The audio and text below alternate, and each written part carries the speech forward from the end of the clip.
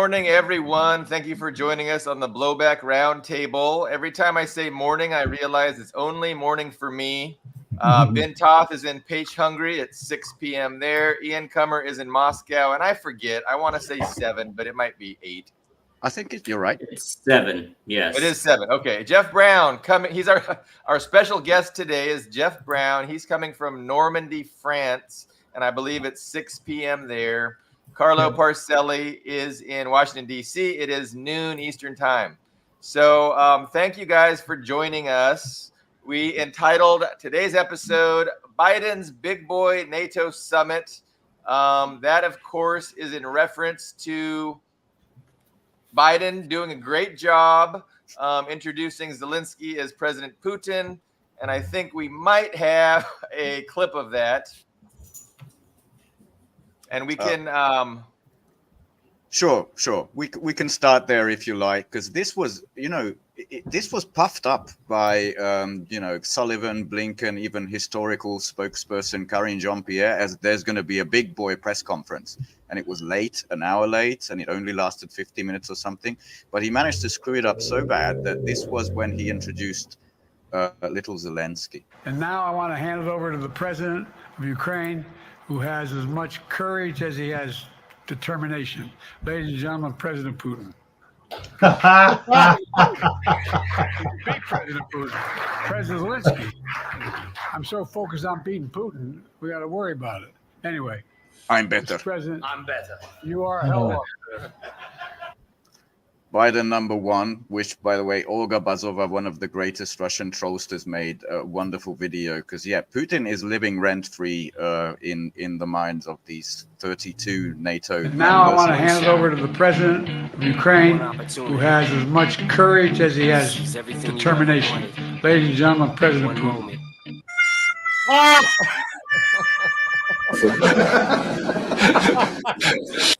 I mean, really, it is enough of that. There's a couple of other clips because he also called Vice President Trump his vice president. Kamala Harris. Yeah, Kamala Harris. He also said he listens to the advice of the commander-in-chief, where most people are going, I thought that was you. Who the well, he referred to himself as a black woman. Yeah, that's also true. He's the first black woman in the White House or something like that. He's the first black woman president. Yes, he's. I mean, this is a 75-year-old birthday for the North Atlantic Treaty Organization. So, but it looked like a funeral, by the way, in the Carnegie Mellon Hall. I think it was dressed up really dark colors, and all of this was fitting. And I just want to share like 2 pictures that came out of this that I love because. Yeah, he's lining up all the vessels, and this was my favorite #1, which, by the way, I don't know this guy. I forget his name, the Prime Minister of New Zealand. But This is South Korean President Yoon, Miss American Pie, singing in the White House, the Zelenskas, and Fumio Kishida. Yeah. So that's a very, very Pacific lineup for the North Atlantic Treaty Organization. Yeah, no, that's an odd one. Yeah, and the second one that just making the rounds today is this one, which I love this. Maloney. The Mellon can't police. And there's Orban, and there's your president in front, or your prime minister in front there, Ben. Yeah, true. He was there, but my favorite politicians. Well, I'm here mostly to listen to you, but I'm very proud of what he did, because after this, he didn't even shake Biden's hand. I don't think they spoke.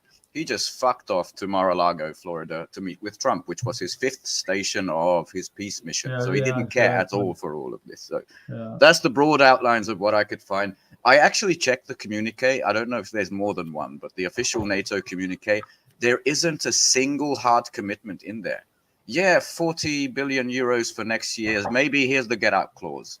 What do you call it? An irreversible path for Ukraine into NATO. No commitments, no time frame, nothing. It's well lit, Ben. It's a very well lit bridge. So, Biden was supposed to hit that out of the park. Everything was set up. He's reading from the transcript. He's got a transcript to read. He's got cheat cards. He's got a double dose of the military grade meth. So, he was really supposed to nail it. And, that was the best he could do. It was really pathetic. But Jeff, we did want to get to you about what's going on in France. I mean, you guys are having a little bit of an election debacle, not unsimilar to what we're experiencing in the United States.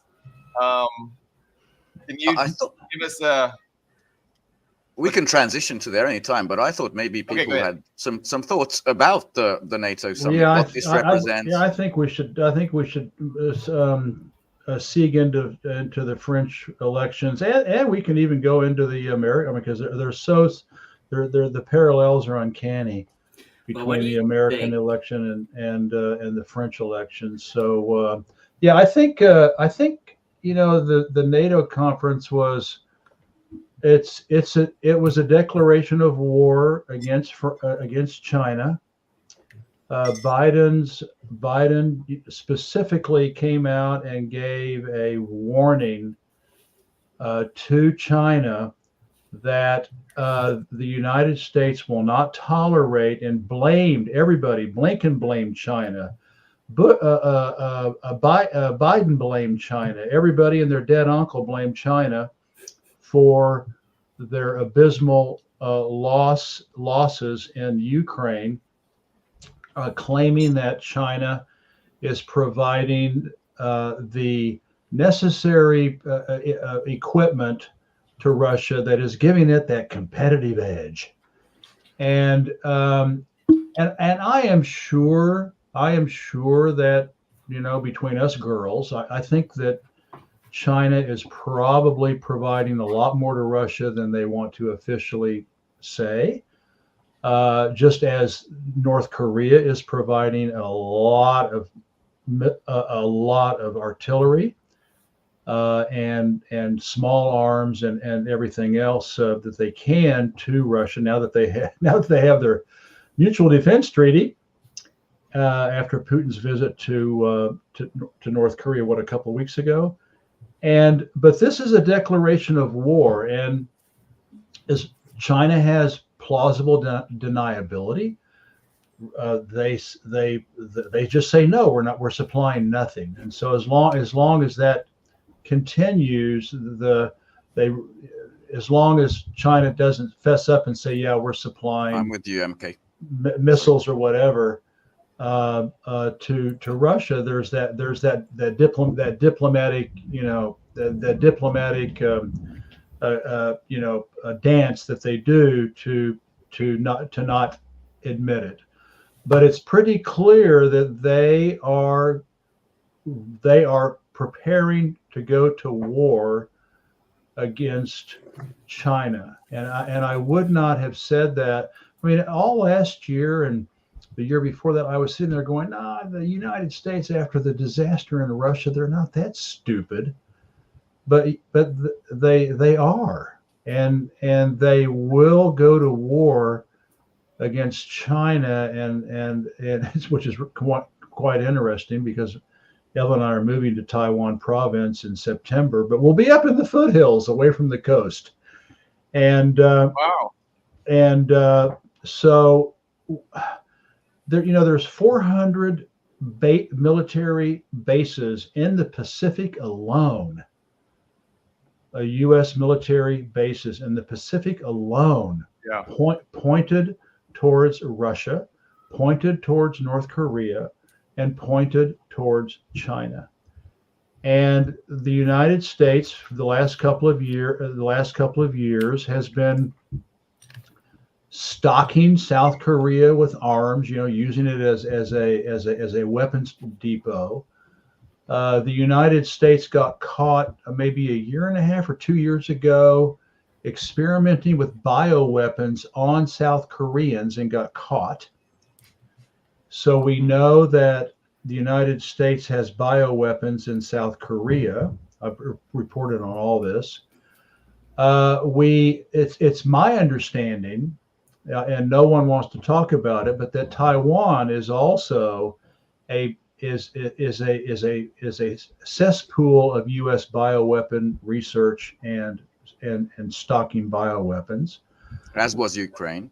As Ukraine, and they're building up what General Douglas MacArthur called Japan as Japan as America's unsinkable aircraft carrier after World War II, and then they've got the Philippines, Bongbong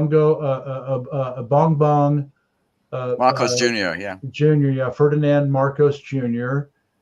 He is apparently, like Zelensky, a cocaine addict.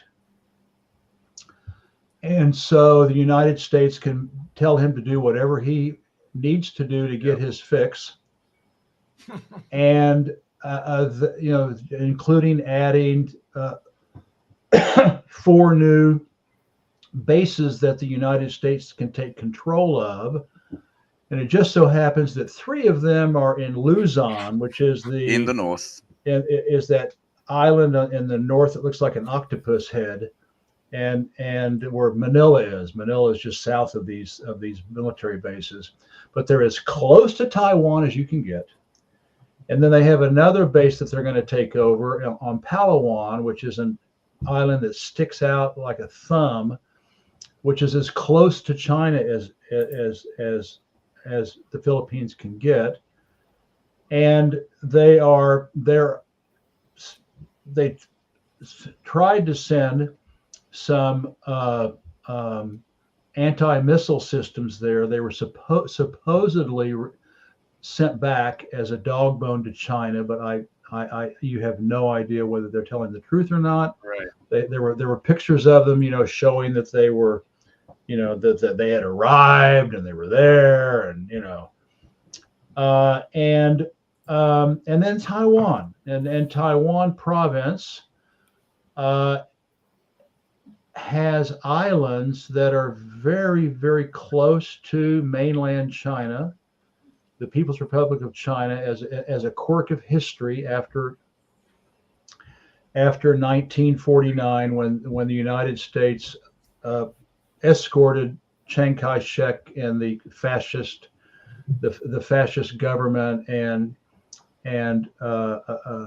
eventually a couple of million Chiang Kai-shekers to Taiwan, and Mao was getting ready to invade Taiwan and was getting ready to take these islands that are right off the coast of, literally, Jinmen is 2 kilometers. It's 2 kilometers from Xiamen.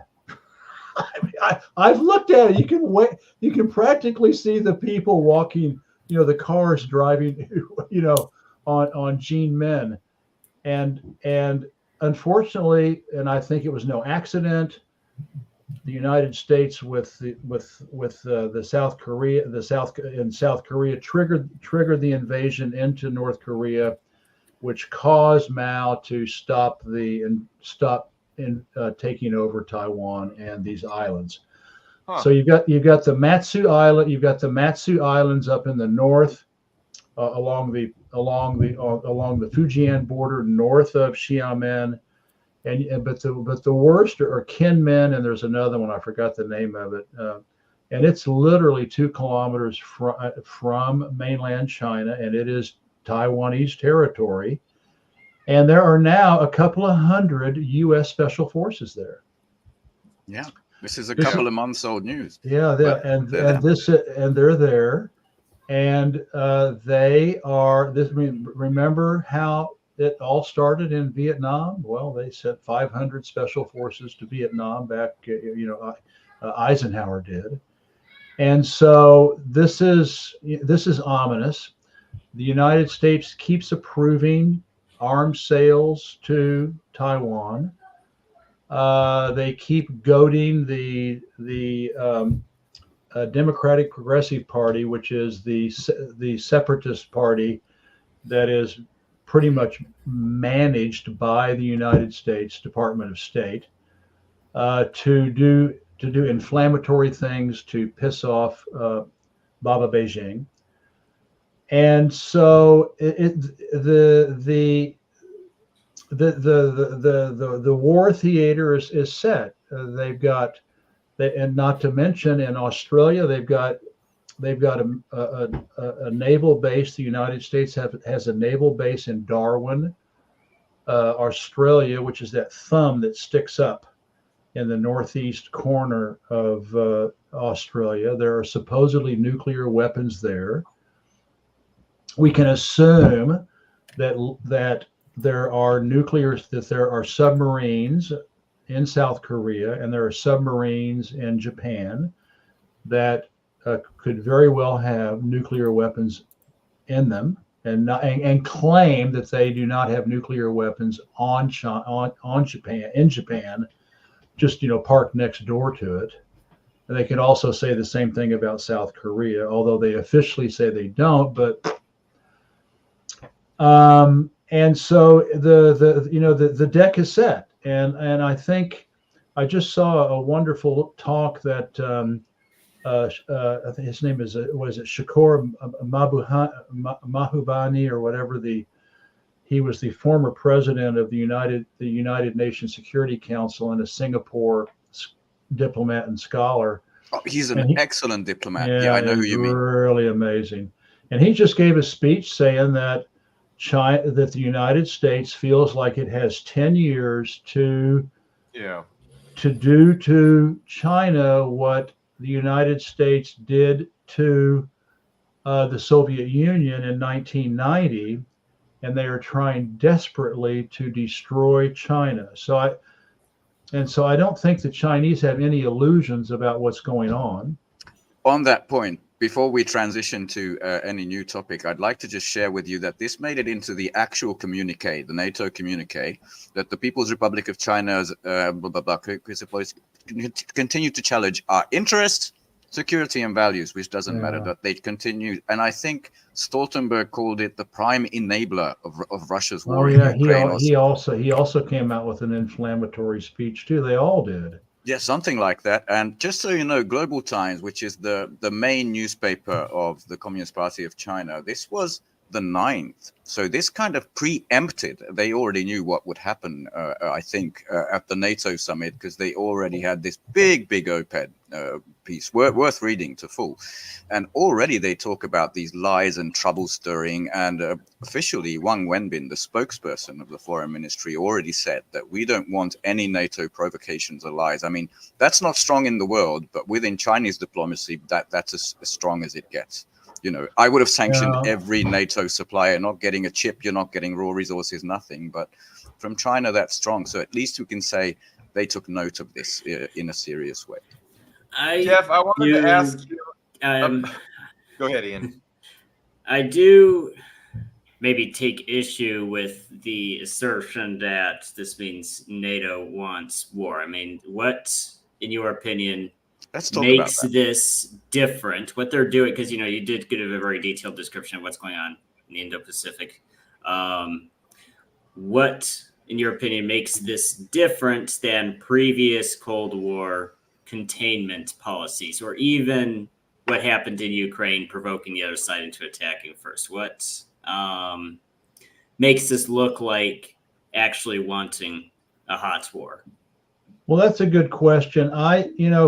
This is not the Cold War. Back then, there was the Soviet Union and NATO facing off, principally, in Eastern Europe. Since then, the Democratic People's Republic of Korea has thermonuclear weapons, multiple entry, missiles that can not only take out the west coast of the United States, but also the east coast of the United States. North Korea, Russia, and China and Iran all have hypersonic missiles. Even the West has no hypersonic missiles to date that are usable. Iran is right there with them. In fact, I call Iran, Russia, DPRK, and China the Asian Quad. And I think they really believe in, and there's a lot of credence in the what Mackinder's island theory, that if you can control if you can control the Asian continent, you control the world, and the U.S. has lost that. Yeah, the So heartland theory. Yeah, the heartland theory, and I think they're just, I think they realize this is it. You know, the Ukrainian thing has turned out. They thought, I mean, they're so full, they're so megalomaniac and so full of hubris and racism against Slavs and Asians. They thought that Russia was going to fold like a house of cards in 2 weeks, and that they were going to be able to do what Hitler couldn't do, and that is take back, Russia. Greatest miscalculation in the world. Yeah. Yeah, and it's just now they're now a high-income country. Russia's now a high-income country. World Bank. Yeah, World Bank. Russia has a bigger economy than Germany. The ruble is stable. I mean, they're just going from strength to strength. They now have a defense treaty with North Korea. I think that's also another thing that just scares the shit out of NATO. Let's add to that the Chinese are also in Belarus doing joint military exercises. So I'm not sure Ian's getting the answer he was. Well, but I'm just saying. I see where Jeff is going, though. This is it. I mean, they are going to double down. They're going to double down on the only game plan that the West knows is 3,000 years of war. And that is not going to change. And I always joke that Western leaders and Western military leaders have reptile brains. And this is all they know is just expansionism, enslavement, exploitation, extraction. This is all they know, and they're not going to change after 3,000 years. And I think that they, I mean, I've actually heard, what's the guys, the minister, the Department of Defense leader, the black guy, what's his name? Austin. Austin, yes. Lord Raytheon. Yeah, Lord. He's even said publicly, we can handle China. We can chew gum and what the fuck at the same time. I don't know this American. So I think they're deluded. I think they are megalomaniacs. I think that, I mean, these people are really Dr. No. Stanley Kubrick's Dr. No. I don't think they're attached to reality. I don't think they know what they are getting into. So I don't know if I've answered, but Ian, I don't think they can turn off.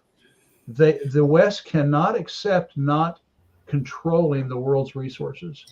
And if you want to get into some dialectics, it's the only way capitalism can survive. Capitalism cannot survive without perpetual war. I'd like to have a go at that too as well, Ian, if you don't mind. Go ahead. Quickly. Yes. Because they had to line up, not just the 32 member states, but these they call it Asia Pacific, which is also extremely racist. Nobody in the region, Indo-Pacific, nobody in the region calls it that. To show we're not alone. You see, we have everything we've purchased in the last 30 years. So all the vassals are here, on US time, saying we're not like just a lone voice. It is a last toss of the dice, as Jeff would put it, but it's incredibly desperate. And I think it's showing the incredible US weakness that we can't just we couldn't handle the Houthis alone. So we need to put these people who are all very nervous, because if the US fortunes fall, their fortune falls with them. And just on that note of the racism that is still in them, you probably know the outgoing High Representative of the EU, Mr. Gardner, Josep Borrell Fontelles. Borrell, there's one more clip I do want to share with you. It's quick, it's 20 seconds, and this wasn't at the NATO summit, I don't think, but just check this out. To some African countries, and you see people supporting Putin, supporting what Putin is doing in Donbass, saying Putin has saved Donbass. Now he will come to Africa and save us. what kind of intellectual process is behind this kind of attitude? And he did. Did you see the hand gesture? Yeah. Like, what kind of Yeah, intellectual? crazy. That's all the Africans completely.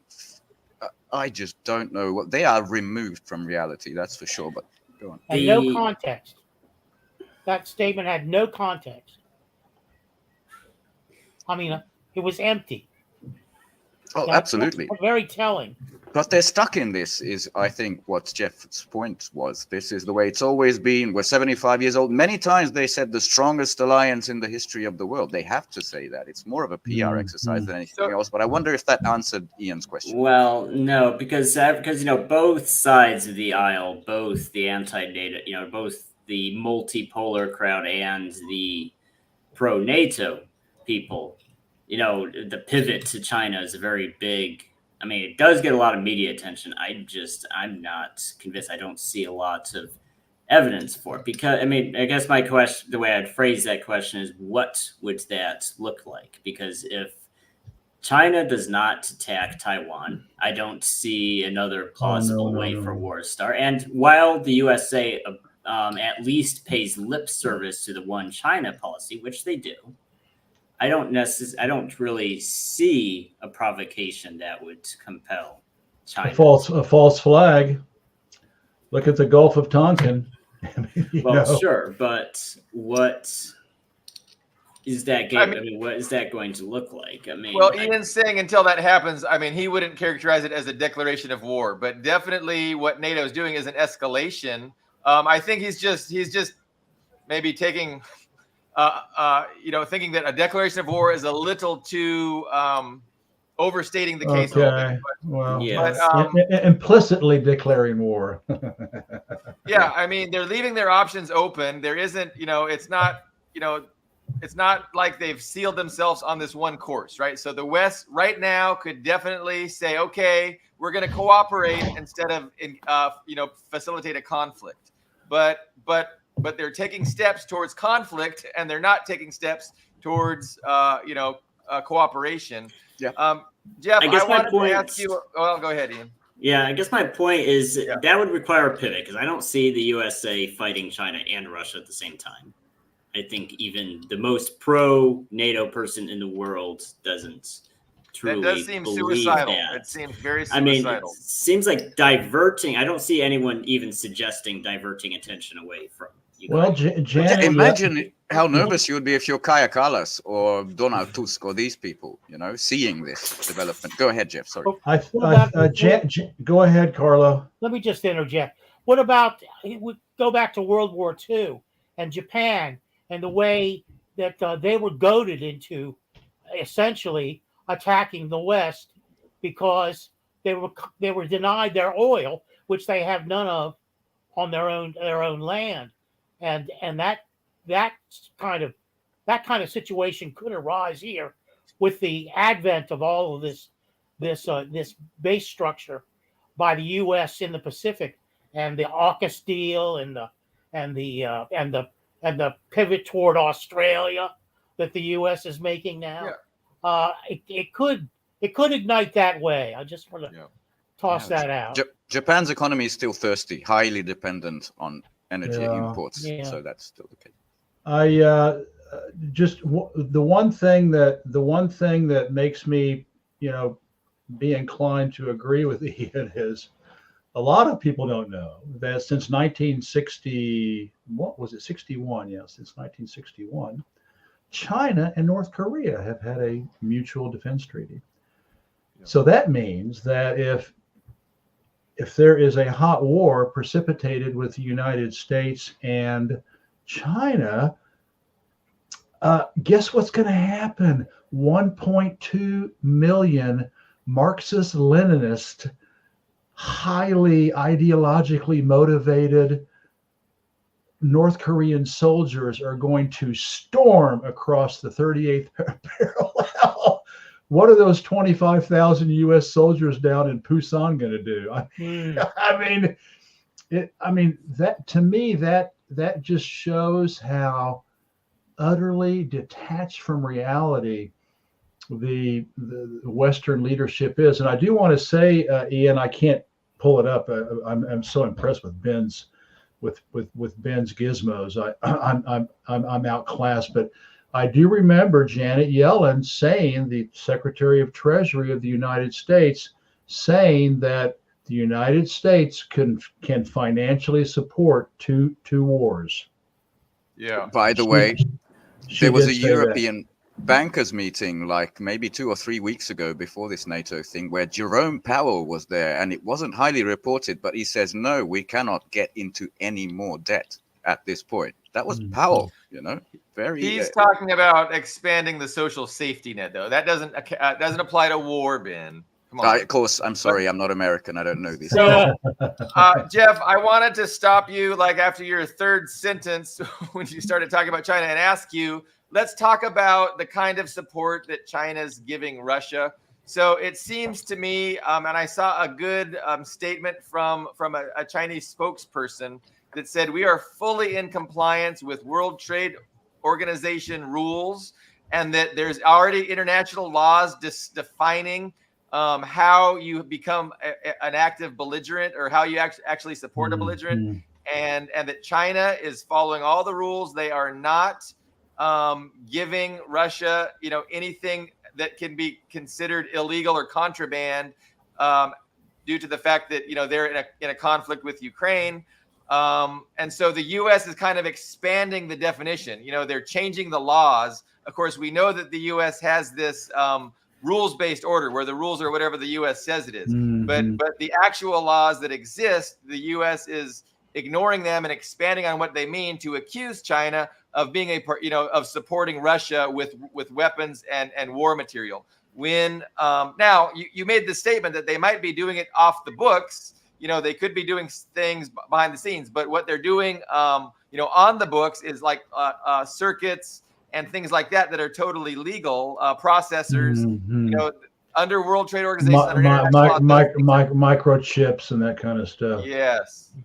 So China definitely resents this accusation. They say it's more of the rules-based order where they're changing the rules to suit the situation. And and also, we've got some commenters. So MK was saying he doesn't think that Russia gives anything to China, or China or DPRK doesn't give anything to Russia. And then Brian was wondering, what about support? At least they are giving support in a number of ways. I mean, I think MK is talking specifically about weapons and military. What is not even support? MK, what's MK? That's his name. Yeah, one of the commenters here. Oh, okay, gotcha. Or her name. Sorry. His or her name. Sorry about this, but I'll quickly add that what China does is trade. It is the manufacturer of the world, right? The factory of the world. And if you take a look at this graph, it's from 2 years ago via the Colonial South China Morning Post.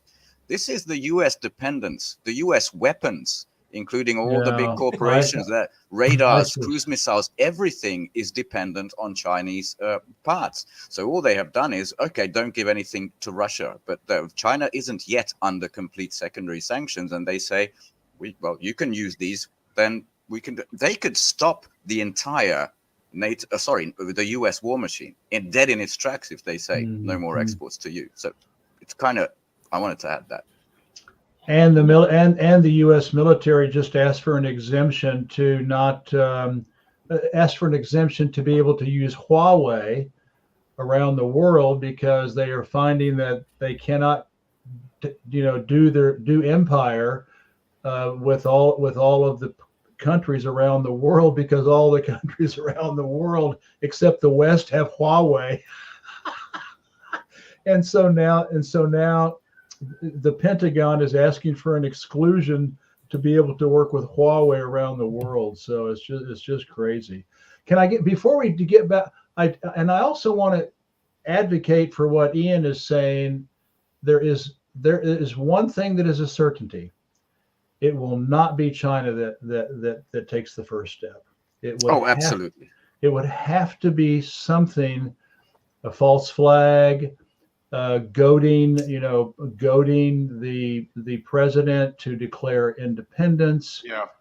I mean, I can tell you that Biden and the entire Congress could visit Taiwan together, and all China would do would be to bitch and complain, and and show the people, their citizens, that they're standing up for their lawful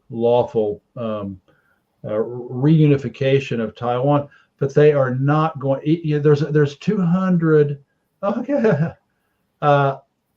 There's 200. There are 200 special forces 2 kilometers off the coast of the People's Republic of China. China's sucking that up.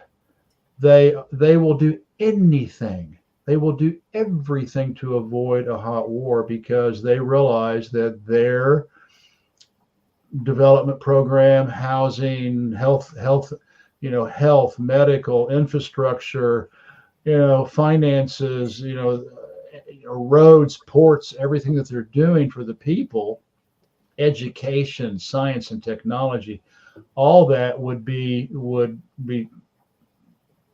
put on somewhat of a hold if there was a hot war. So it would have to be triggered by either Taiwan taking orders from Washington, or Washington, doing a false flag like a Gulf of Tonkin, or the Mukden incident when the Japanese blew up a train track in 1937 to justify invading the rest of China and starting their march down south. So, but I just think that they only, this is all they know. This is all they can do. They have no imagination. They have no flexibility. They are like Tyrannosaurus Rexes, and all they can do is just plow forward with war. That's all they've ever done. I think everyone here is in total agreement with that analysis.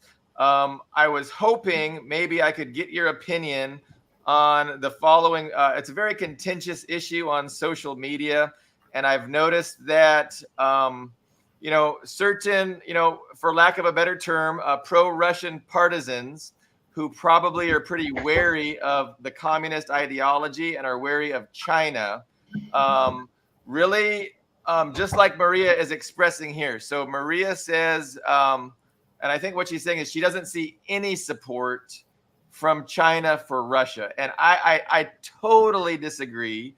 I know Ben disagrees. Yes.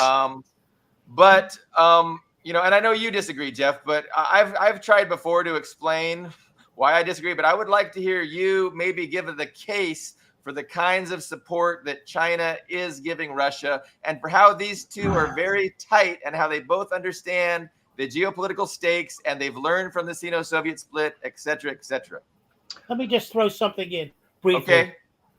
What we're missing part of is that you have a tank in Russia, and it requires all kinds of metals and all kinds of source material.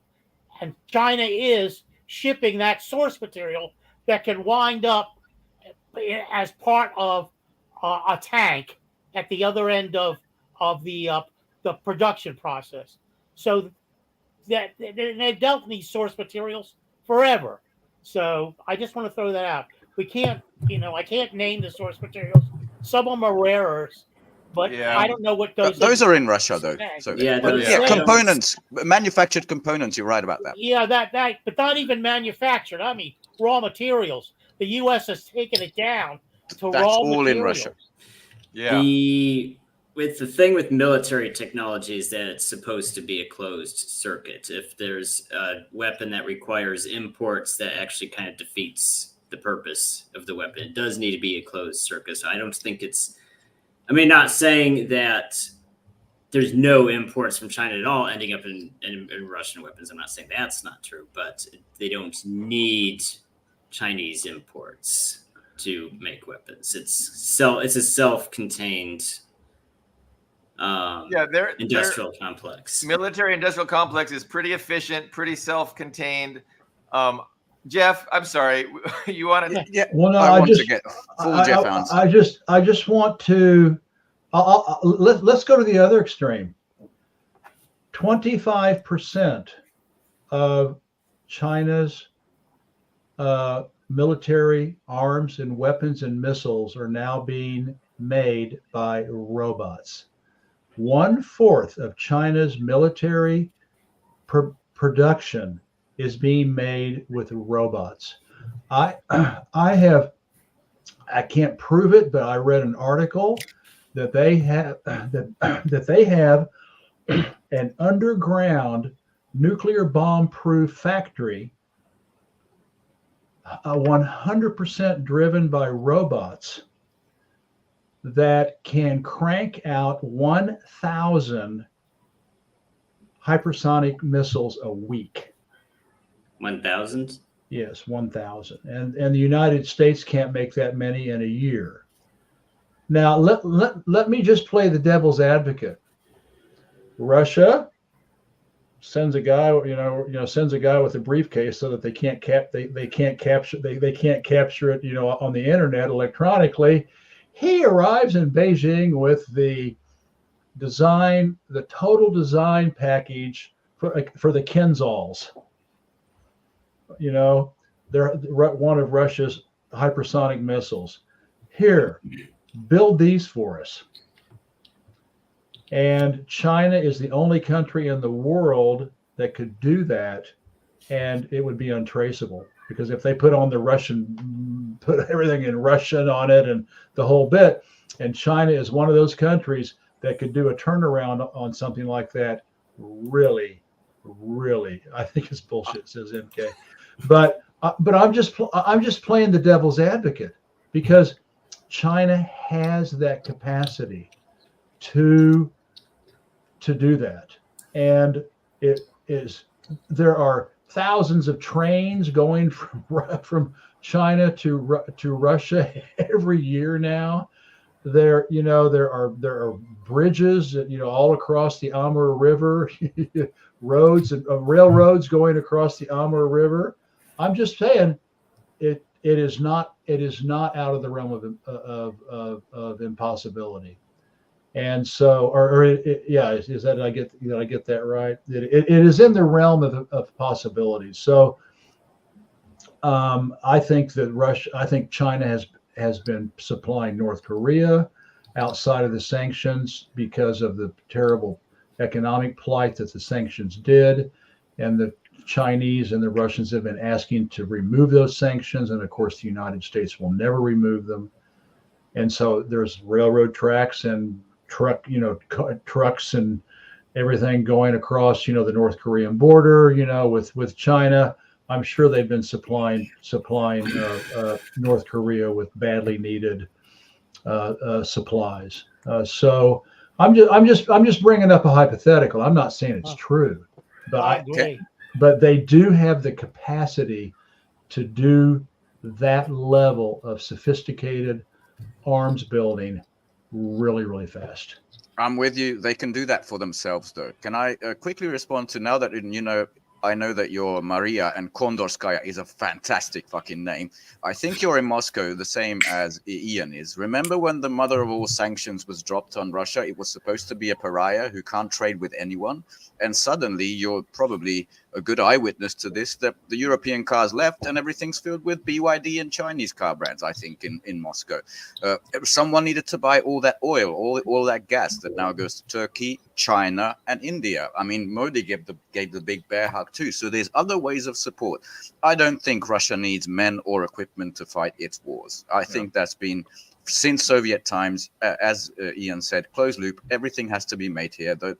That's our fundamental principle. But there's many, many other ways of support, including diplomacy, economy, multiple ways that I think China has eased this, I don't know, shall we call it a transition from, world pariah, sanctioned to hell, to a thriving economy, I disagree with Ian. I think those source materials, they're coming from China. They've got a large border. It's easy to ship them. China has access to them, sometimes as a proxy, and to ship to Russia. And I would say shame on China if it's not supplying Russia with what it needs. That's my feeling. Shame. I think those go into fridges and boats and cars and phones. I don't think they go into the arsenal. Yeah. Well, the thing is, the thing to remember here about Russian-Chinese trade, it has gone up. However, Russia has a trade surplus with China in their favor. It's not a huge. It's not like it's not like Poland. It's not a huge trade deficit. China doesn't have like some huge trade deficit with Russia. No, but Russia does have a trade surplus in their favor. They send more to China than they receive in return. That's just. See, I think there's a proscription against this. People don't want to agree with that, but on the other side, you have NATO and the United States. All of that crap, all these people with all the criminals that were just a few miles from me today, maybe, and the other day, they're supporting Ukraine. You probably know the Carnegie Mellon Hall, right? So what's wrong with China shipping stuff to their ally, Russia? That's true. Tit for tat. None. And they should do it. Let me ask you this. And Russia needs it, they should ship it. Wait, Jeff has a my question. feeling. What about the reports that North Korea, which is a very maybe not as automated as China, of course, but they have very, very sophisticated arms and military technology. What about reports of North Korea selling Russia artillery shells and machine guns? Well, that's got more. I mean, I would say that story is more confirmed. I didn't see anyone in Russia denying it. I mean, but that's the same. I mean, that's no different than NATO buying shells from South Korea, which is why it's so funny to me. Yeah, but I'm just saying that, of course, artillery shells, they're very low technology. Machine guns are very low technology, but I would see it as a Russian policy because North Korea the reason they exist as a state at all is because diplomatically they've been very good at staying on good terms with both China and the Soviet Union and Russia. But, from Russia's vantage, so they get, because, that is stockpiles of shells that are just sitting there, and no one said what exactly North Korea is getting in return. I mean, they could be getting some sort of migrant worker contract, but I think what's going to happen is they're going to get some Russian technology. I mean, I think that's a very likely outcome, and that's going to not be great for NATO's position if North Korea can boost their missile technology. Like, imagine if they had hypersonic missile technology for their alleged nuclear arsenal, or imagine if they had better air defenses, there's a lot of things Russia could do to make NATO sweat in that region. I'm sorry. Remember, Shoigu went there before Putin, and they talked about joint space tech. I thought that and Kim visited the Russian Space Center with Putin and near Vladivostok. Yeah, the Vostok one, I think. It was. He went and saw it, and there was a tacit agreement that they were going to work in the aerospace technology fields. So, and the North Koreans are savvy enough that they could actually put it to good use. I think one thing about Russian policy, and I think us Westerners can misinterpret it, because one thing that's been very good about Russian diplomacy, and I'll mention their diplomats receive a far higher and more specialized education than ours do. Compare Blinken with Zakharov or any of the other, or Lavrov or any of their diplomats. But big thing is they're very good at approaching other countries as equal partners, regardless of how big or influential. A Russian diplomat will go to Serbia or North Korea or Cuba, tiny little countries, and it's just equal partners for something. But at the same time, we should not interpret that as weakness, or that those little countries are doing Russia a favor. It's the reverse. Russia is doing them a favor, though that they don't. What the difference is, they don't rub it in their faces like the USA does constantly with the Philippines. Like, we're just this divine benefactor to the Philippines, protecting them from Chinese aggression, and just. But at the same time, we shouldn't misinterpret the gesture either. North Korea is the big winner in that arrangement with Russia. North Korea. It's probably a godsend for North Korea, because we have to remember too, is that when the Soviet Union collapsed, there was a famine in North Korea because there were so many those imports went away, and there was a famine. So that those sanctions basically being ignored now is a huge benefit to North Korea. I think we're going to see the fruits of that in time. Yeah, and So that I diplomatic would approach- make the argument that, you know, if I'm talking to somebody who is skeptical of China, somebody who doesn't think very much of China and maybe, you know, is all in on Russia, but doesn't really think China's doing enough or doing, you know, what they should be doing. I mean, I would just reject that entire premise.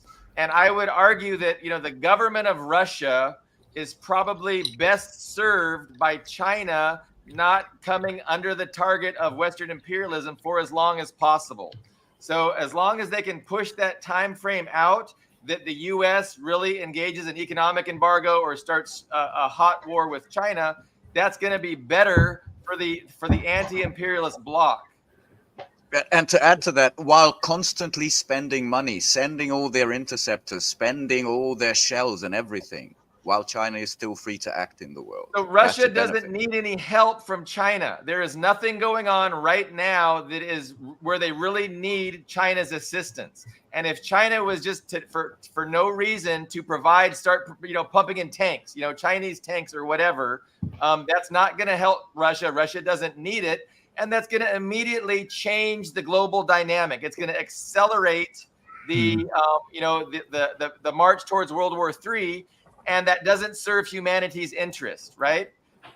So there's still a chance that Russia and China, it's a very slim chance, can make it clear to the West that they need to cooperate instead of march towards conflict.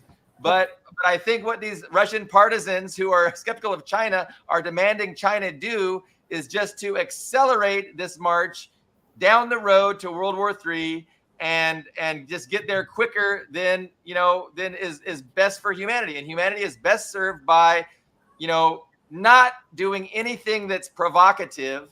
And, for a long time, China was really interested in going along with the Western order, going along with the rules-based order, and adhering to more or less all of these sanctions, the sanctions against North Korea, the sanctions against other countries. And China was going along. They were playing ball with the Western global system because they were benefiting from it and they weren't being attacked. But as soon as, it's clear what's going on, that Russia is a stepping stone to fucking China. Like that's the thing that everybody knows. And so, with that reality, China is not going to keep going along with these things, but they're going to be responding to the West, and it's the West that's going to determine how fast we march to World War III. And China is not going to take any provocative step that is going to force us down that road or along that path. And so, I don't know, does that make any sense? I don't think Russia is a stepping stone to China. I think I saw you shake your head there. Yes, it's. Okay. It's a goal within itself.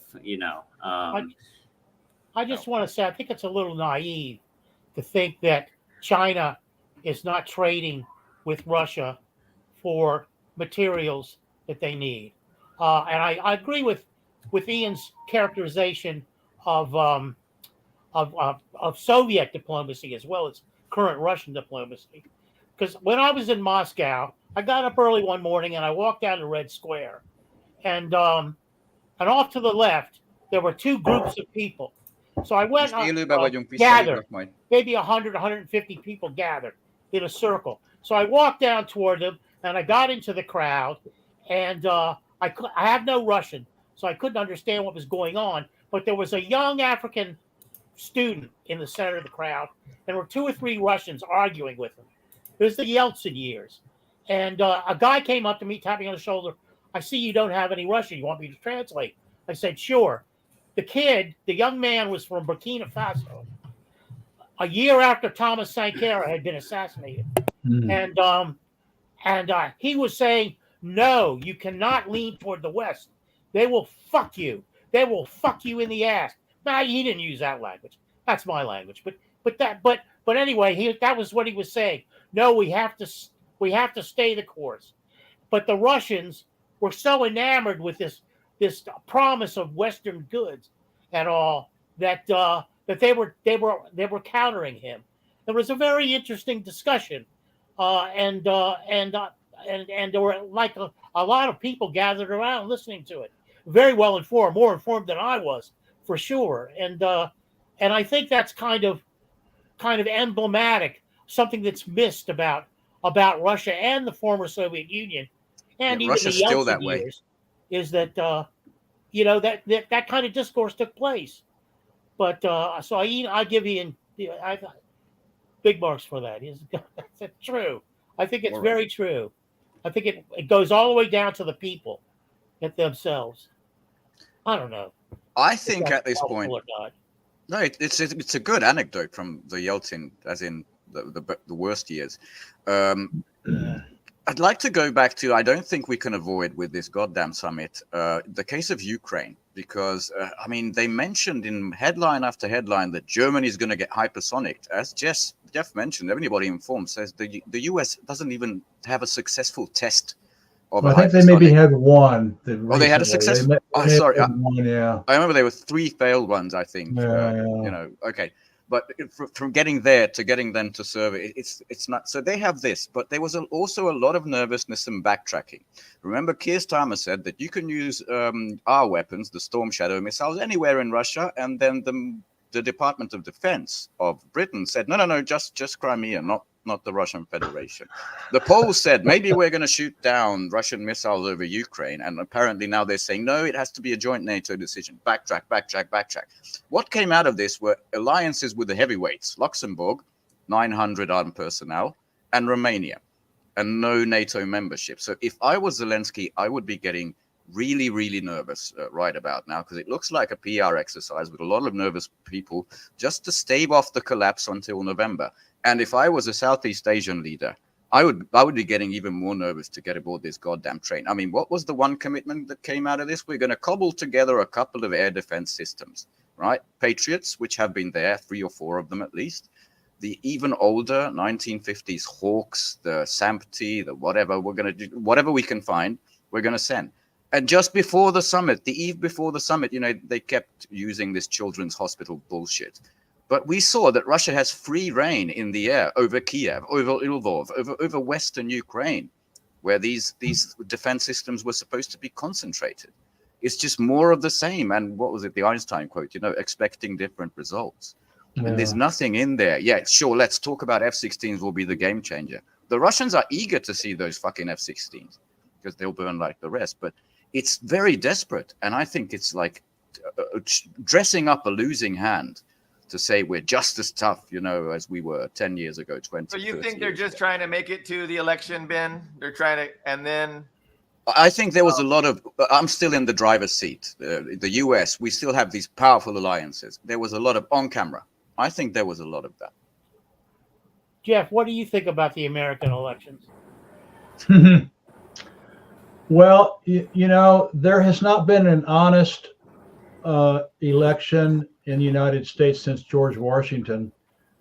The U.S. Constitution, what is it, Article 1, Section 4, virtually guarantees corruption in the election process. All 50 states must individually come up with their own plan to guarantee that the people can vote. And once political parties started forming in the 1840s, then if that party ruled Illinois or that party ruled West Virginia, then they can do whatever they want to make sure that the elections favor them. That doesn't mean that it doesn't always work, but that doesn't mean that it always works, but the elections in the United States are corrupt. It's built into the system. I mean, there's all kind. You know, even John F. Kennedy got elected in 1960 when or 59, whatever it was, against Nixon when Mayor Daley in Illinois. You know, they needed 25,000 votes to carry Illinois, and they found a bunch of boxes full of ballots for Kennedy, and Kennedy beat Nixon because of that. LBJ was one of the biggest thieves and one of the biggest election thieves in U.S. history. And then you look at what and of course the worst was 2020. That was so flagrant. Brett Redmayne Titley and I both kind of went back and forth with each other. We did a lot of research on the elections and on that election, and it was so fraudulent and so disgustingly fraudulent. And of course, January 6th was a Democrat false flag to keep the legislature from questioning the vote. There were 19 House of Representatives, and there was a quorum. I don't remember the exact, but there was a quorum of Republicans that were ready to question the vote in six of the key states that were robbed. That's why they pulled off the Democrats pulled off the false flag on January 6th. It stopped the vote. It stopped the legislature. So elections in the United States, maybe my school district at my local precinct level is not crooked, but you get up to maybe my my city mayor, at least in Oklahoma, may not be crooked, but you get up to the federal level and it's extremely corrupt. Not to mention now you can't get in any race in the United States without spending literally, together they're going to spend over $10 billion on the election this go around. I think so selfish. Why don't they think of Ukraine? To be honest with you, is bad. I think one of the reasons that Biden is so cocksure that he needs to stay in the race is because the Democrats are going to do the same thing that they did in 2020. They're going to steal the damn election. And now almost every state is hard drives. Nobody does paper ballots anymore. I don't know. Oklahoma has an electronic reader, but again, that can be rigged. I mean, it's not like I'm sure in Hungary or Russia, you take a piece of paper, you put it in an envelope, and you put it in a plexiglass box that everybody can see. We'll get to France though, because there's still a lot of corruption there.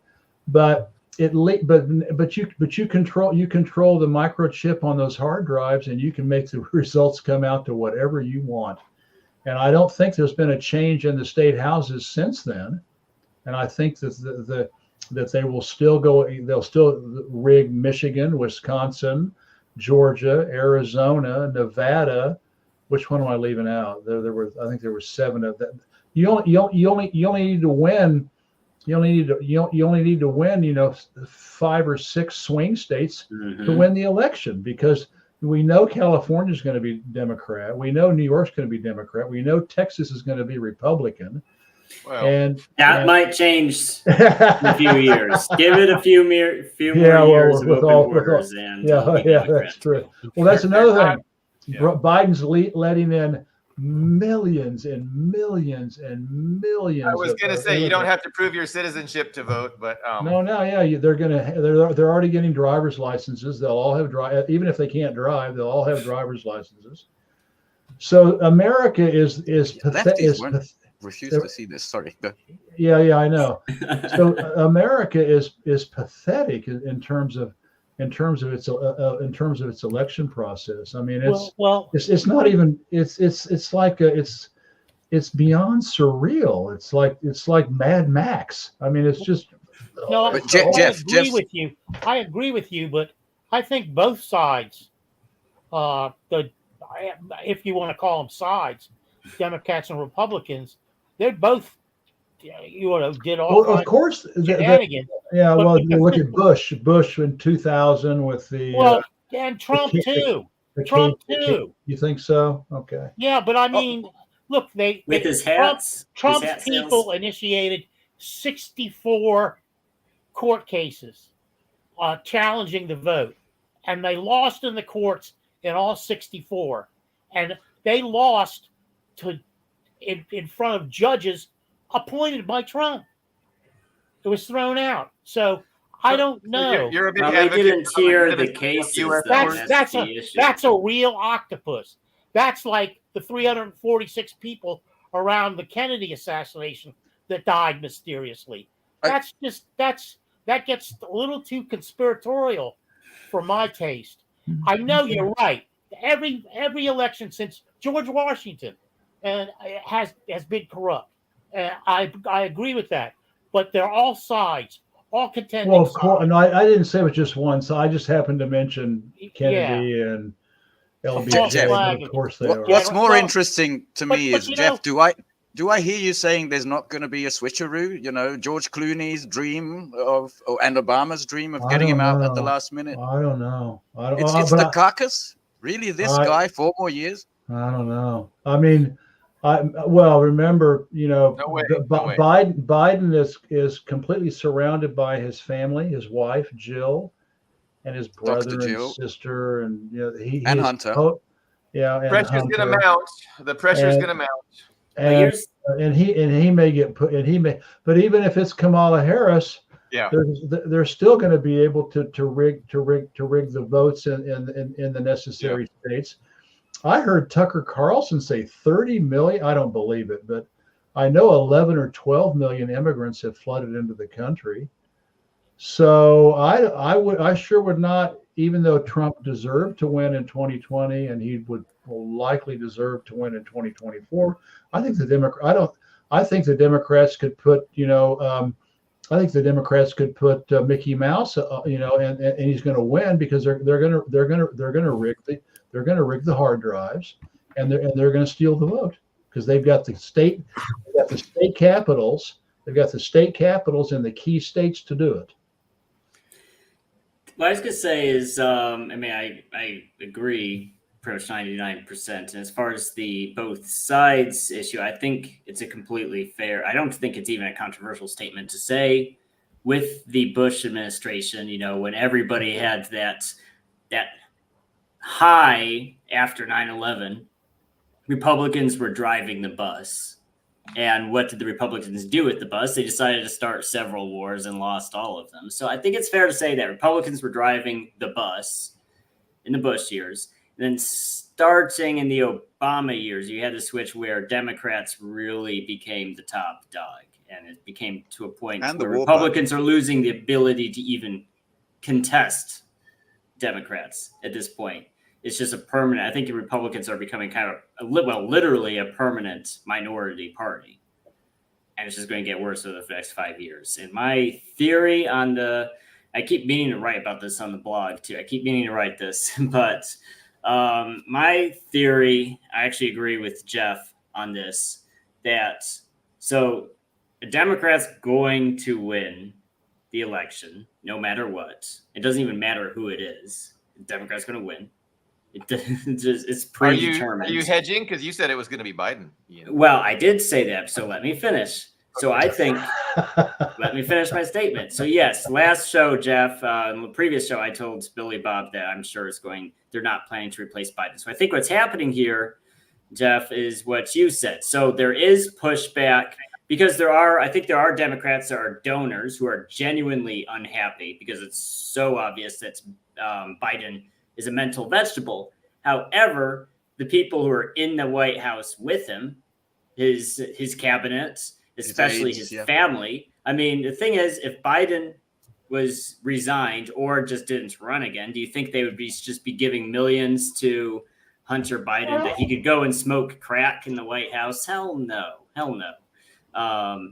So, I mean, it's just, if your family member is president of the United States, I mean, that's just like winning the lottery every day for the rest of your life. I mean, it's just, it's such a godsend. So, of course, the Biden crime family does not want to let go of that. I mean, if he's just catatonic and they have to push him around for 4 years, it doesn't matter. They do not want to let that go. But there is pushback in the rest of the Democratic Party who are just like, we would like someone competent. But I think anything short of just straight up assassinating Biden, I don't think is going to work. I think because unless they have a primary, and the DNC is a corporation. corporations. They don't have to do that, so they can just pick a guy. And as far as I can tell, they're not going to pick someone besides Biden. I think anything, you can't force Biden to not run. If the dude himself does not want to, and his family is telling him to not drop out. I mean, really, no matter how, I guess my question for everybody is, no matter how unhappy all these Democrats are, what can they really do about it? Well, ultimately, they're going to force Biden off the ticket, and he'll either have a health issue where it won't be up to him, or he'll just step down. But there's no way. I mean, and it was obvious after the debate, right? You saw they allowed this opinion, right? They allowed this opinion to proliferate all across their establishment media apparatus, where Biden is too old, he has to go. So there's no doubt in my mind, Biden will go. My question is, have they negotiated an agreement with Trump where they're going to allow Trump to be the next president? So that's the big question to me, because I agree that with Jeff, any free and fair election, Trump will win. But are they going to allow a free and fair election because they've come to an agreement with Trump behind the scenes and Trump sold out, which I think is quite possible? Or are they going to rig it and put in either Kamala Harris or my governor, what's his name, Gavin Newsom? How are they going to force? I mean, you said they're going to force Biden. I mean, what are they going to do? I mean, it's one thing, because I do agree with you. And that's the media turned on him, because like that ABC interview, they're puppets. They don't have sovereignty. Well, they get dictated to. I guess what I'm saying is that ABC interview that followed the debate, that I think was actually, not only was that a bad interview, it was the first hostile interview Biden has had that was definitely a hostile interview. And I was like, wow, that was I think that's the first time he's actually had a hostile interview as far as soft instead of. And to me, that makes it obvious that he's out. That's the thing. They want him out, but because like I want a pony and $1 million. You're nobody, Ian. You're not the establishment. What this establishment wants. We've already established there's never been a free and fair election in America. Right. But what I'm saying is, I want to ask Jeff, when Trump is elected, I agree. I think Trump has got the edge with all the criminality that's going to go on. What he thinks a Trump administration is going to look like in the next 4 years. Before I do, Carla, I do want to point out, Trump had those 64 cases or whatever you said, and he lost every one of them, and some of them were Trump appointees. Judges can be bought and sold and extorted and extorted. Who was the guy? I actually interviewed the people that published it in English. The German author, prostitutes.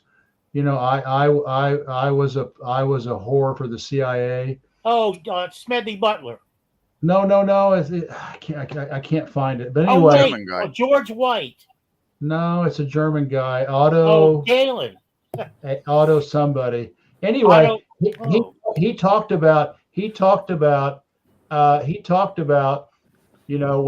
the CIA wanted something from a journalist, they would first try flattery, then they would try bribery, and then threats, blackmail. And they said, and then if that didn't work, you get a knock on the door, and there's literally two guys in black suits with briefcases, and that's it. You either do what they say, or you're dead, or your family's dead.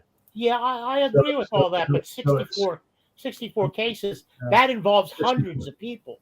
Yeah, I don't know. But anyway, I don't know. Let's not go down that road. What do you think Trump is what's it gonna look like? I want to know. Well, Trump. Well, first off, I voted for Trump, then, and I will vote for him again. Although it's a totally wasted vote because I'm in Oklahoma and it's a red state.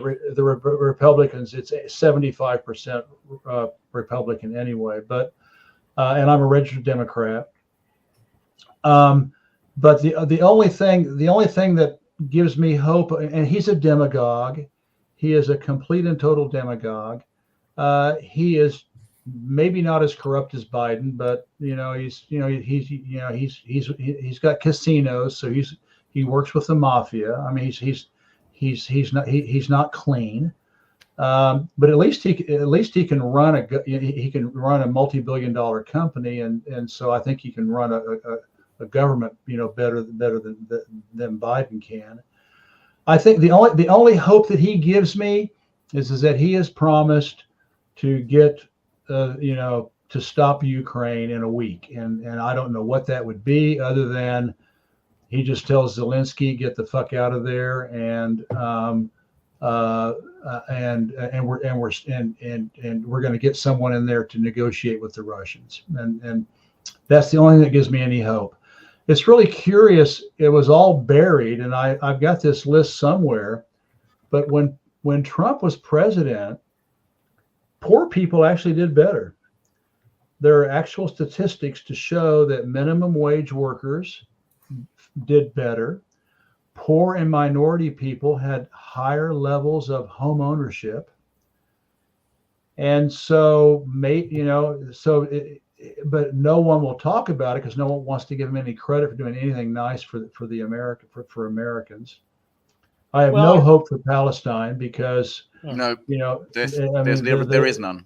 They will continue. Trump or Biden will continue to try to destroy West Asia, the Middle East. Gosh, Biden or Trump, and this is what we have to choose from. Yeah, the world is laughing. In the world's greatest democracy. I mean, it's pathetic. It is pathetic. And Biden's going to be 84, and Trump's going to be 80 something when he finishes. I mean, it's just awful. And he's better than Biden, but that's not saying much. I made a prediction that maybe foreign we'll policy, domestic policy. Biden is wretched on foreign policy.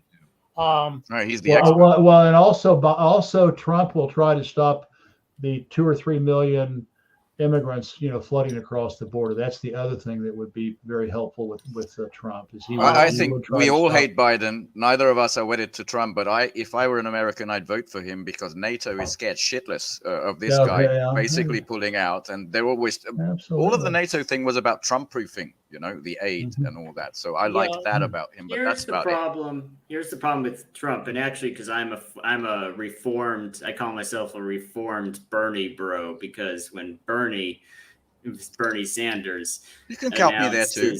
Yes, long time ago now. Well, and I stopped the second Bernie sold out. I stopped supporting him, and the second time around, I didn't support him because it's like, why are you giving him a second chance after he sold out? So for me, it wasn't quite as bad with Trump, but still, I gave Trump his chance, and I'm not going to give him a second chance. And the reason why is because we had 4 years of Trump, and the thing is that almost all of the stuff Trump did, good or bad, was reversed within the first week literally the first week Biden took office. Why? Because Trump is very arrogant and he can't be bothered to educate himself about what he's dealing with. So he jumped into the White House. He signed a bunch of almost every single thing Trump did was an executive order because why? Because that was the easiest way to do it. He was too lazy to get stuff through the legislature. So the second Biden sat down, there was even that video clip that went viral where Biden was signing executive orders, looked up, and it was like, I don't even know what I'm signing. They just gave him a stack of executive orders that reversed all the executive orders Trump did. So it's just like, even if by some weird, I think I agree with Jeff, it's incredibly unlikely. But even if we did have Trump for another 4 years, what is the point? They're just going to day after Trump leaves. Prediction is J.D. Vance will be president by 2026. Trump will be too uncontrollable during his first year, and they'll figure out a way to either JFK him or he'll get impeached out of office. And here's a new one. They put in George Clooney. There you go. I don't think Trump will make any effort to get out of Ukraine. None whatsoever. Whoever he has with him will talk him out. He's got a beef. He's got a legitimate beef. Ukraine really tried to fuck him. Steve Bannon has his ear. It's what Steve Bannon says. where Steve Miller says that's what goes. In a certain sense, Trump has a kind of dementia of ignorance. He doesn't know what's going on. Dementia. He couldn't find Ukraine on a map. So, Okay. you know, he's totally dependent on the whims of what people around him tell him. If Pompeo and Bolton in your cabinet, you have to be a fool.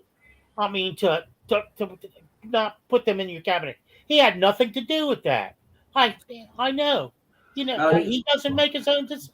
Well, Ukrainians are very good. I will give them this. They are very good at pissing in the winds, though. I mean, I think any bridge Ukrainians had with a theoretical President Trump has been burned because they have dissed him over and over again. I think Trump is someone who takes things very personally. Yeah.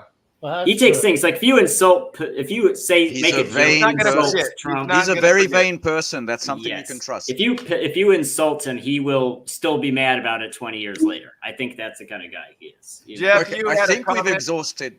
Go ahead. Trump. Yes. I just wanted to say one nice thing would be the Schadenfreude of Trump getting elected and opening up investigations on Hunter Biden. I mean, real investigations on Hunter Biden and the Biden mafia in Delaware, and all this scuttle, just the sewage of corruption. That he might do that. You know, he might do. And another thing, he did try to release all of the files on Kennedy, and the CIA came in and said no at the last.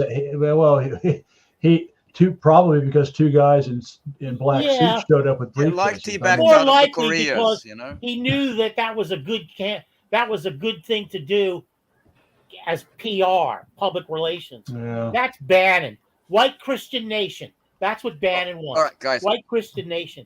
Look, I'm sure we could talk about Trump and Biden for long, but I don't know how much time Jeff has, and I really wanted to get just his opinion on one more topic, which is France, which he mentioned. Me too. One more topic. If you still have time, because I know the basics of financially, the place is in trouble, even with the Olympics coming up. He's the second most, least approval rating president in the world. He's hated by left and right. I mean, I've seen Mélenchon, who is supposed to be the head of this new popular front. He said the right things about Ukraine and Israel-Palestine, but it looks like it might not be him. It might be Glucksmann and another Eurocrat again. What's the mood in Normandy, and what's the situation like on the ground? I'd really like to know. Well, very, very quickly, we need to go back to 2006. Jacques Chirac was the last president in France to actually even know that there's citizens out there who exist. Sarkozy, I don't have time to get into it, but he was CIA. Hungarian too. Yeah, he let his father, Pal Sarkozy, a Hungarian aristocrat.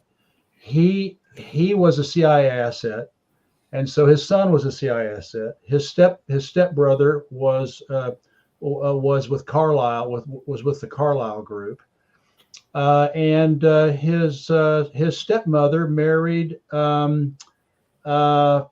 Frank? One of the guys that started the CIA, Frank Wisner. His stepmother married Frank Wisner Jr., the son of one of the 10 original guys that started the CIA, and he worked and headed up AIG, which is the insurance company that insures the CIA. So beautiful. Yeah. So Sarkozy led in the CIA, and he also took back de Gaulle's keeping France out of NATO since 1966.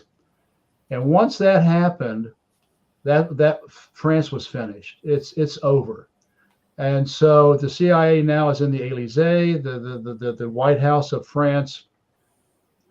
And so France is now a real Western puppet. And I don't know how, other than some kind of a de Gaulle that comes along and tries to rectify it.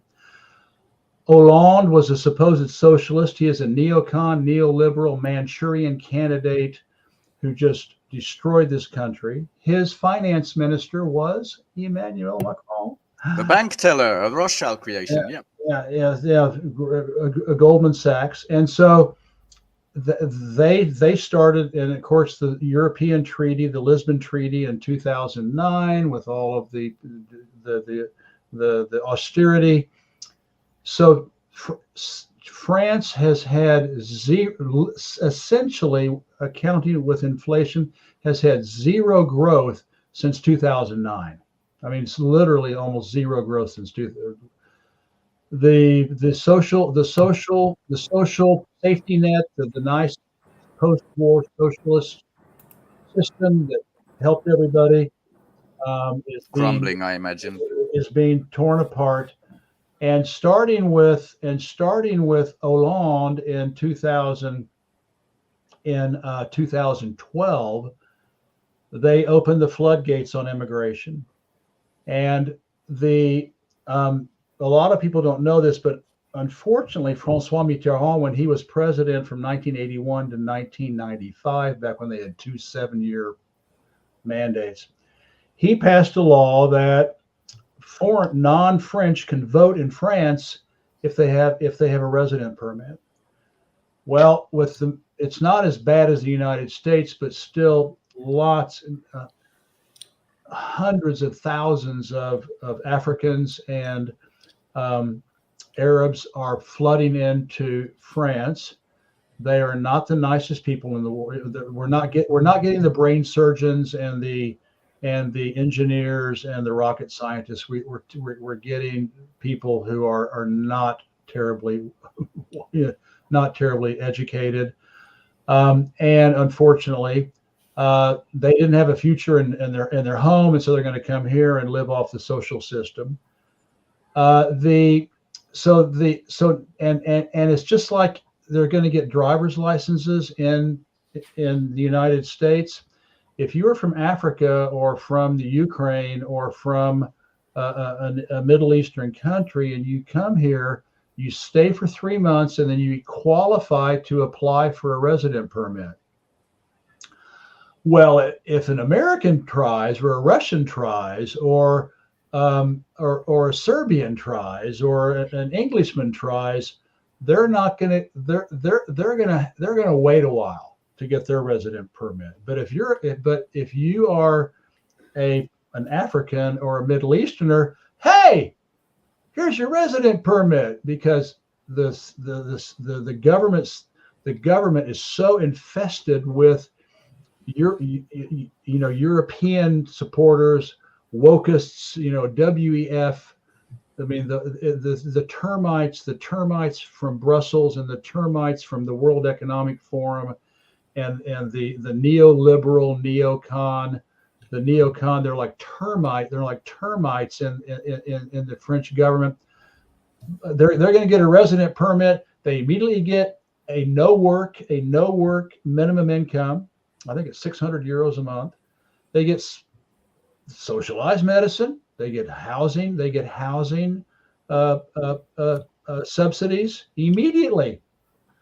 And then there's all of these George Soros type NGOs that are in France that take these immigrants and walk them through to get a house, to get a place to stay, and how to milk the system for everything it's worth. And so they are now using, of course, that to say, oh, we can't afford this anymore in our socialist system. We have to cut this service out. We have to cut this service out. We can't afford this anymore. And so the other problem, so this unlimited immigration is destroying France. And I lived in the Arab world for 10 years. I spoke Arabic fluently. I have nothing against Muslims, and I have nothing. I worked in Africa for 10 years. I have nothing against them, but their presence is literally financially destroying the country. They because France has very generous benefits, It's the feedback loop of imperialism is what it is. If France doesn't want immigrants, don't join the UK and the United States and bomb Libya back into the well, that's what started it. Was Curtis when they started when it. they, That's yeah. the original. That's what Yeah. happened. All this Well, 500 Gaddafi years of warned about it, yeah. colonialism. It's coming Yeah. back to haunt you in a Yeah. tiny little way. It's coming back to haunt Europe. It's coming back to haunt the U.S. But if if you're going to be belligerent to all these countries, if you're going to try to starve out Venezuela, then fuck you. Let the fucking immigrants come. Yeah, I mean, it doesn't. Come That's on an in. interesting. I mean, it's a really cynical strategy of changing the social fabric. The social structures, right?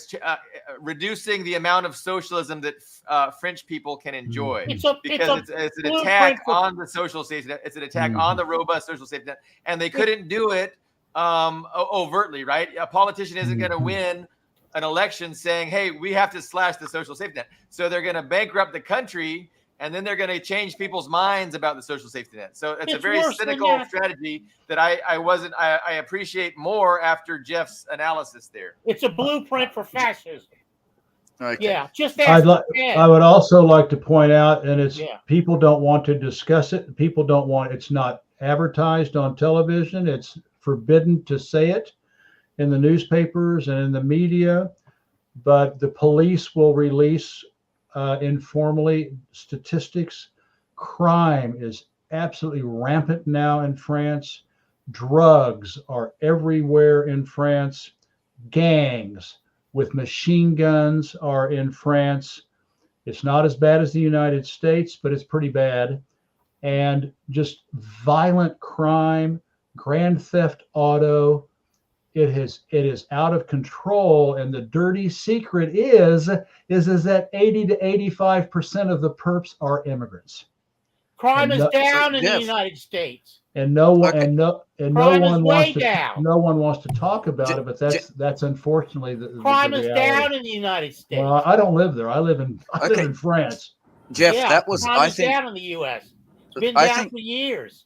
Jeff, that I think was valuable, but add to that the financial troubles. I think the credit rating of France has been downgraded twice. Just in this year alone. Macron got booted out of Africa, and it looks like New Caledonia might be next. All those free / cheap resources are gone, so he's got an axe to grind. And even if Mélenchon were to lead, which he's not going to, then what would he say? Social safety net, which means increased spending, which is impossible, which is bankruptcy. The problem is that Mélenchon and the left are doing what Biden is doing. They want unlimited floods of immigrants to come into France for votes. It's exactly what they're doing.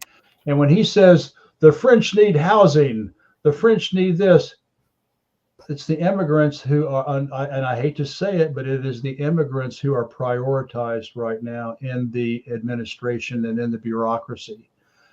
So we had Hollande, a turncoat, a neocon. He was just as bad as George W. Bush. Passed the Patriot Law here, just carbon copy of the U.S. Patriot Law. And signed, guaranteed the Minsk Agreement. Yeah, the Minsk Agreement. The Minsk Agreement.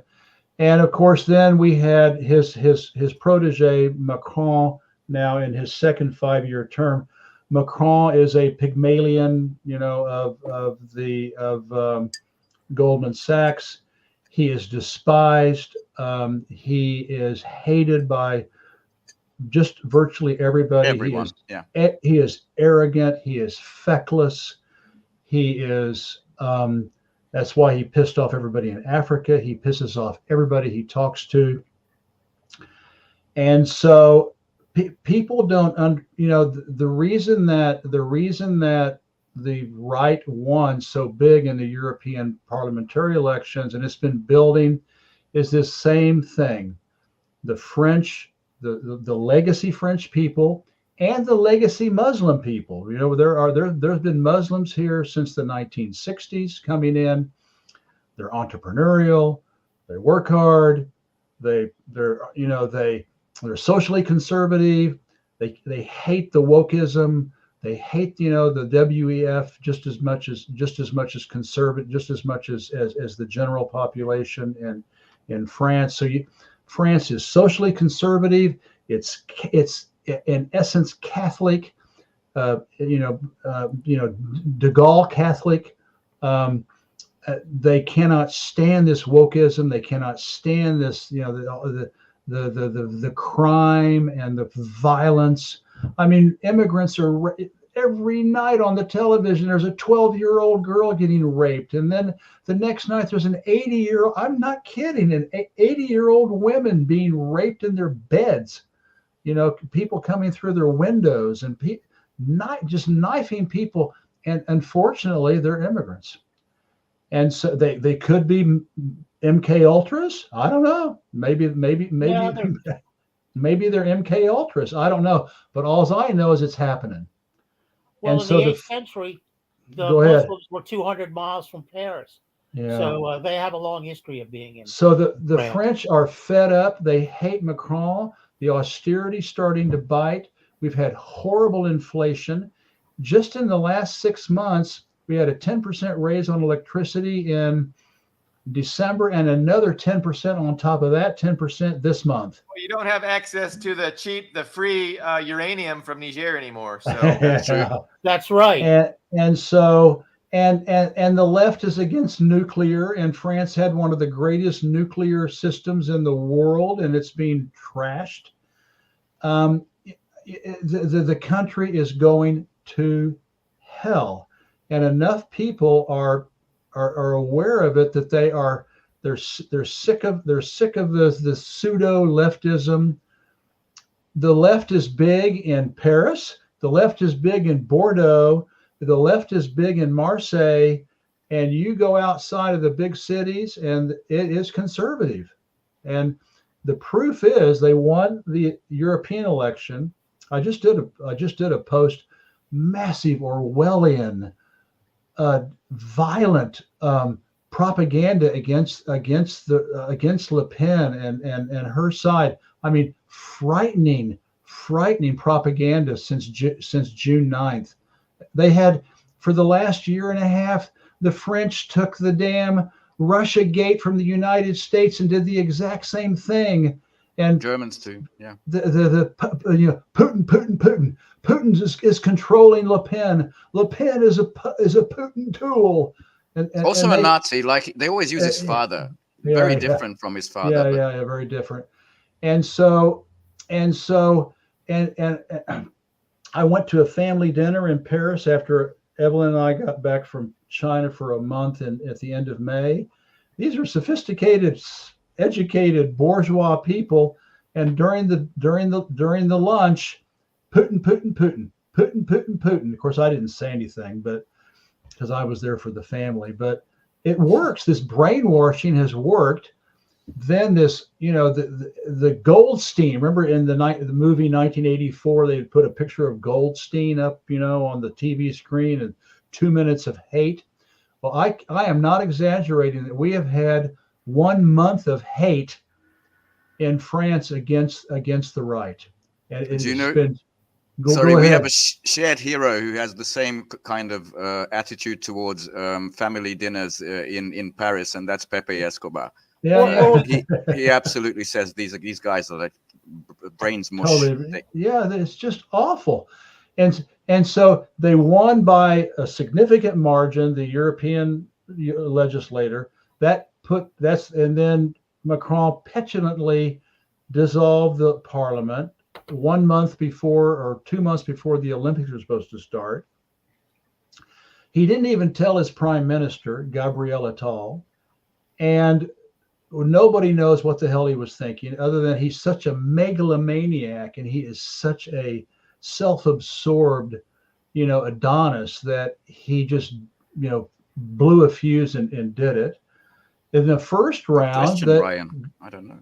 The first round, the right won again, and they were destined to win the second round. And now I have to back up. The problem is in France, there is election fraud. There are 82 municipalities, and they're not small. There are 82 municipalities with electronic voting machines, which are enough to throw a significant number of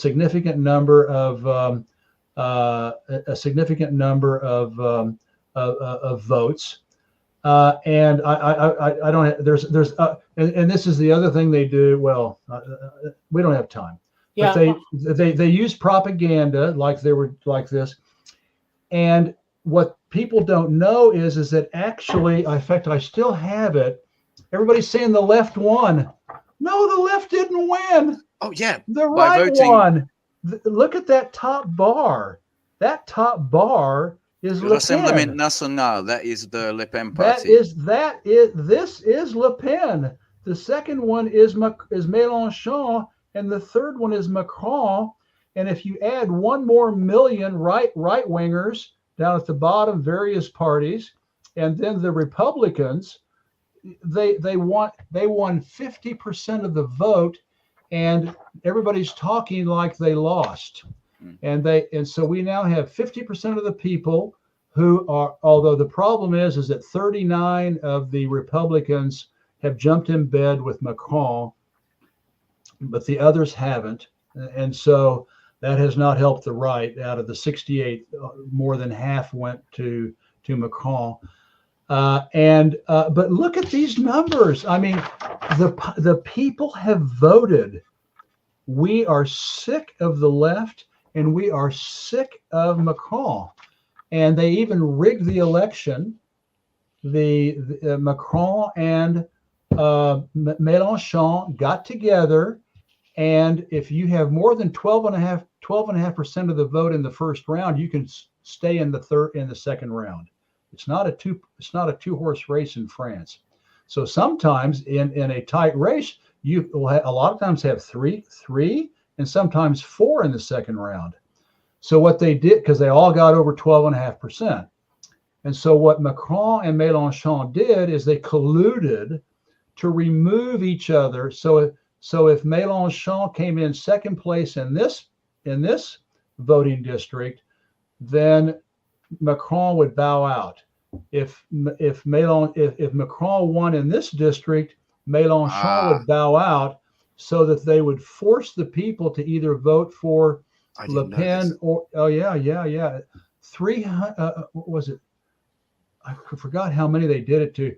It's never been done before like this. They literally stole the election. And even with all those shenanigans, the right still did far better. Won. And the most vicious Orwellian, Goldstein.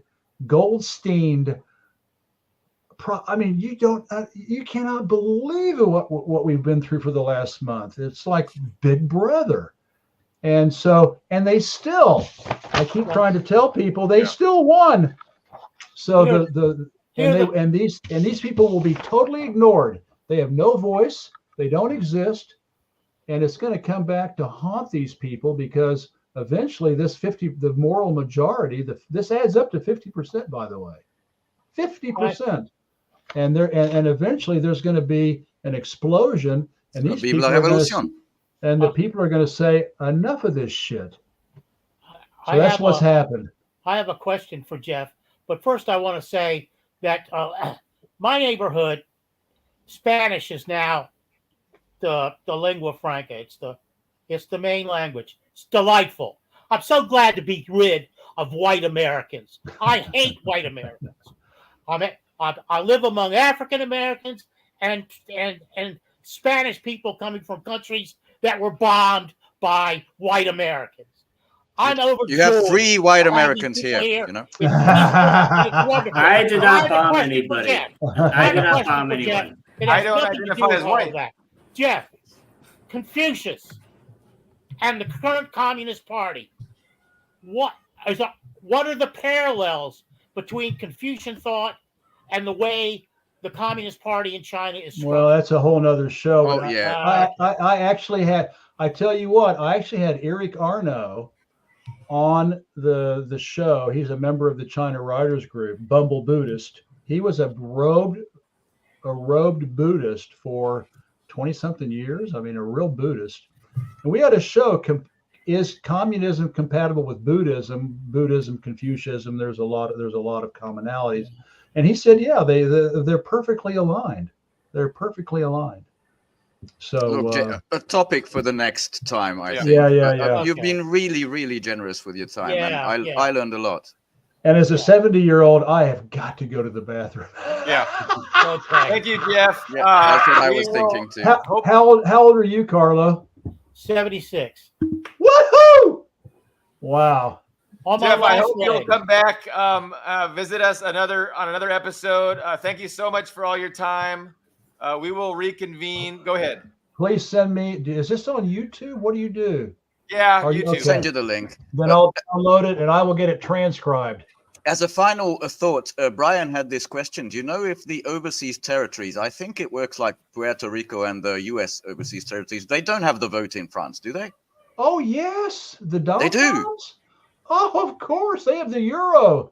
That's France, Oh. baby. France has more time zones than Russia. Well, there you go, Brian. I didn't know that.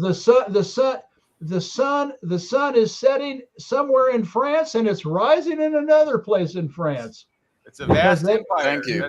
That's interesting. And then Polly's last statement is absolutely correct. We will end on that note, but that does looks like it's the case. So we'll reconvene on Tuesday. Thank you, everyone. Thank you, especially Jeff. Thank you. Have a great weekend. Bon weekend. Bon weekend. Bon weekend. And may Spain win the European. Yeah, we lost. We weren't very good this year. Talk